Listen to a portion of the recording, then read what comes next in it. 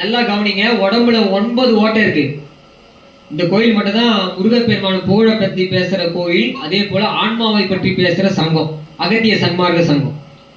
அப்ப ஆன்மா சொல்லக்கூடிய நெத்திப்புறம் மத்தி இந்த இடத்துல மட்டும் பார்த்தீங்கன்னா ஓட்டை இருக்கும், சிறு ஓட்டையா இருக்கும். யாருக்குமே கண்ணுக்கு தெரியாது அந்த ஓட்டை. ஆனா 9 ஓட்டை உடம்புல இருக்கு. 9 வகையான கோட்டையினுள்ளே தெய்வம் இருக்கு. எல்லார் உடம்புல இருக்கு, தெய்வம் இருக்கு. நெத்திப்புறம் மத்தியில பார்த்தீங்கன்னா இருக்கு. இந்த கண்ணு பார்த்தீங்கன்னா ஒளி பொருந்தியது. அப்போ தெய்வம் எங்க இருக்கு பார்த்தீங்கன்னா நெத்திப்புறம் மத்தியில எல்லா உயிருக்கும் இருக்கு. பெண்களுக்கு அது ரகசியமா வச்சிருக்காங்க. மகா சக்தி அவள் சொல்லிட்டு காட்டுறதுக்காக நெத்திப்புறம் மத்தியில பெண்கள் பொட்டு வைக்கணும்னு சொல்லிட்டு வச்சாங்க. அவ மகா சக்தின்னு சொல்லிட்டு. அப்போ தாய் தான் பார்த்தீங்கன்னா உலக உயிர்களை உண்டு பண்றான். கணவன் காரணமா இருந்தாலும் தாய் தான் உலக உயிரை உண்டு பண்ணி அந்த குழந்தைய வளர்த்து உலகத்துக்கே அர்ப்பணிக்கிறான். அப்ப மகாசக்தி பொருந்திய நெத்திபூர்வ மத்தி எல்லா உயிருக்கும் அமைஞ்சிருக்கு. இந்த ரகசியத்தை நம்ம தெரிஞ்சிட்டு தான் எல்லா கோயிலையும் போய் கவனிக்கணும்.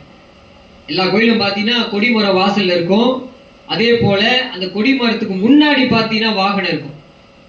அவ்வளவு ரகசியங்கள். கொடிமரம் பார்த்தீங்கன்னா நம்மளுடைய முதுகு தண்டு வரும்.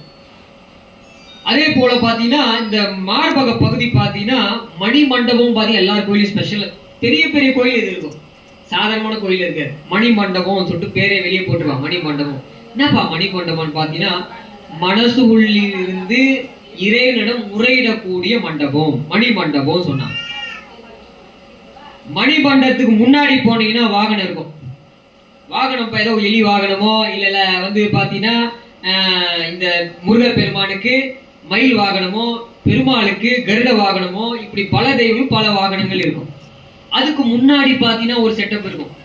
அது பலிபீடம் சொல்லுவாங்க. சாமிக்கு பலிபீடம் புரிஞ்சுக்குங்கள். பலிபீடம் சொல்லக்கூடியது